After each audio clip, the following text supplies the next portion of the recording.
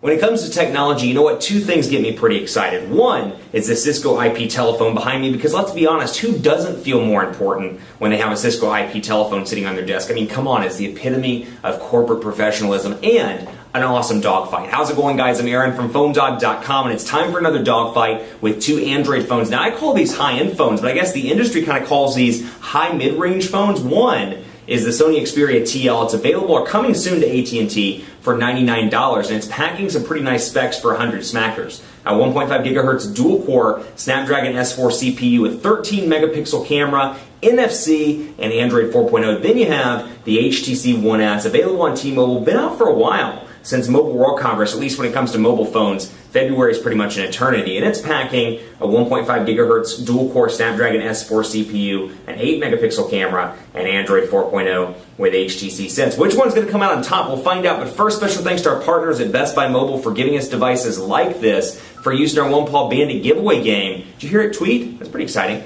For use in our One Paw Bandit giveaway game. When you walk into Best Buy Mobile, you walk out working. They help you set up your email, your web, your contact settings, and more. So when you walk out the door with these devices, maybe you'll get both, who knows? When you walk out the door with either device, you'll walk out working. Let's take a look now. Xperia TL, 1S, which one is it? We'll find out in the dogfight, which starts right now. Two high-end Android smartphones on two different carriers. One is the Sony Xperia TL. This is coming soon to AT&T, also known as the James Bond phone, because it receives some pretty prominent placement. That's 3 Ps, in the newest James Bond movie, Skyfall, and it's packing some pretty decent specifications to boot, and better yet, it's coming to AT&T for $100 with a 2-year agreement. It's packing a 1.5 gigahertz dual-core Snapdragon S4 CPU, a 4.55-inch display, a 13 megapixel camera with 1080p HD video recording. I should mention the display is HD as well, making it even better and even more clear. It's packing Android 4.0, also known as Ice Cream Sandwich, with Sony's Timescape user interface. And then you have this little gem over here, the HTC One S. Now, there's a black one that's coming to T-Mobile, really, really cool, nice new finish with red accents, and it's coming very soon. You can get it online right now for free. So again, free after rebates. This thing was announced at Mobile World Congress in Barcelona in January, and it's packing a 1.5 gigahertz dual-core Snapdragon S4 CPU. It's got a 4.3-inch Super AMOLED display, an 8 megapixel camera with 1080p HD video recording, and HTC's ImageSense technology, a 1,650 milliamp hour non-removable battery over here, and I should point out over here, this one has a 1,850 milliamp hour non-removable battery. Then back to this one, very thin, very light, beautiful metal form factor here, and it's got Android 4.0, also known as Ice Cream Sandwich, with HTC Sense version 4 installed on top of it. So both nice devices on different carriers. This one has 4G LTE capabilities on AT&T. This one has HSPA plus 42 megabits per second capabilities on T-Mobile. Then over here, out of the gate, we'll jump right into this because you've probably seen both of these devices in enough videos, but I'll just say Sony's trying to get back into the US market. This is their attempt with a nice device for the holiday season. Better yet, it's priced at under $100, bringing those sub $100 people into the fray as opposed to those people that want to spend $200 and $300. So it's competitively priced. It's got some nice stuff on it to boot. Down here, right side, micro SD card slot, a micro SIM card slot, and micro SD card slot. Over here, you get your power button, your volume rocker, camera shortcut button, NFC on the back. Up top, 3.5 millimeter headphone jack, and then micro USB charging port over on the left side, and then of course your camera on the back. Then on the side, you have a micro USB charging port on the left, volume rocker on the right. Nothing down there at the bottom, as you can see, and then 3.5 millimeter headphone jack, power button up top. Non-removable battery, although you can remove this little camera housing, or little thing around the camera, I should say, to access your micro SIM card slot. And then, of course, you have 3 buttons down here at the bottom in typical HTC form with their Android 4.0 handsets. You got back, home, and recent applications. Then down here, back, home, and recent apps, but they're on-screen buttons, so when you power the device off, those buttons go away, and all you get is that AT&T logo down there at the bottom. But Android 4.0 on both of these devices, you know what? We're going to jump right in and take a look at the carrier-installed bloatware on both of these devices. AT&T code scanner over here, family map, and you can see some similar stuff over here with T-Mobile. AT&T Locker, AT&T Navigator, ready to go. Smart Wi-Fi, quite a bit of AT&T stuff pre-installed. And unfortunately, using Sony's little easy removal tool here, say that 3 times fast.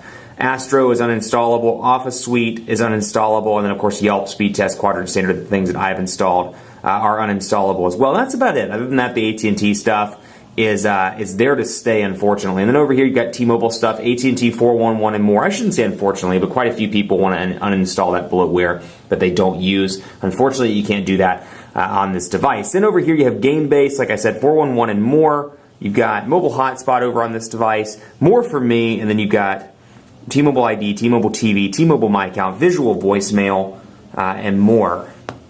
And then down here, Where's My Water, and Zenio. So quite a few different applications pre-installed here, and unfortunately you can't remove most of those on the T-Mobile side as well. What you can do is go to frequent and downloads over here in the bottom and see which ones you downloaded and which ones are frequent applications and more. But over here you don't get that, but what you can do is order it by alphabet, by most used, or by recently installed. Now, both of these are running Android 4.0, but the thing I love about Android is they're both running the exact same version of Android, or very similar versions of Android, but because of the user interfaces, they look entirely different. This has Sony's Timescape UI, this has Sense 4.0, and we'll come in here and take a look at just some of the design differences between these various user interfaces. First of all, you're going to see very much a kind of a Sony look and feel over here. If you remember any of the Xperia devices back in the Sony Ericsson days, which I say that like it's a long time ago, but in reality it's not that long ago, you'll recognize this almost immediately. And then over here, you've got, device help as well, but you've got some customization choices over here. You'll notice it's a little bit different. When I press and hold the screen, I have the option to change the wallpaper, to change the theme, and then of course to add widgets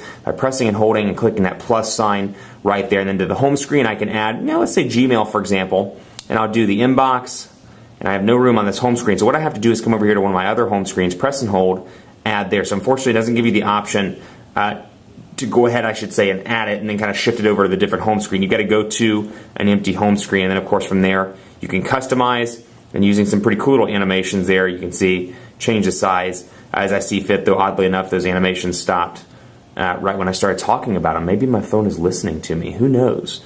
But of course I have that ability, and then I can come in here and change the theme and the wallpaper. You'll get a plethora of James Bond wallpapers, as you can see here. Skyfall, we're going to change it to that in honor of Skyfall, which comes out tonight at 12 o'clock, or tomorrow morning, I should say, at 12 o'clock.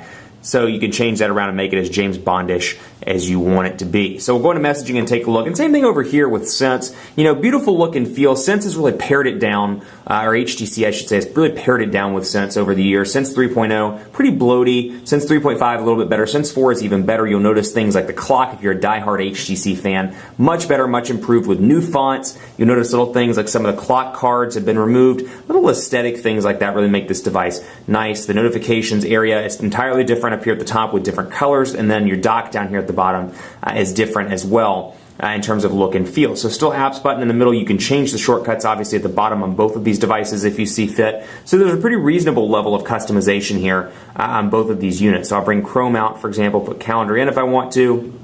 Do not want to create a folder. I want to put it right there, and I can bring Chrome right back where I left off. So there's customization choices. Those customization choices, rather, are quite nice. 7 home screens on this device, 5 over here, and of course I can press and hold, and I actually like the widget implementation quite a bit on Sense 4. When you press and hold, it brings up your 7 home screens, so I can kind of scroll through and at a glance, see what I've got. So I've got calendar here, I've got my shortcuts there, I've got some space there, it looks like. So what I can do is take bonus apps and plop it right there. And you know what? It's there on that home screen. So I can continue, unlike this one where I kind of have to back out and go back each time. I can keep adding stuff if I want to. I can come in here, and if I've got the space for it, calendar, you know what? We'll add a calendar widget right there.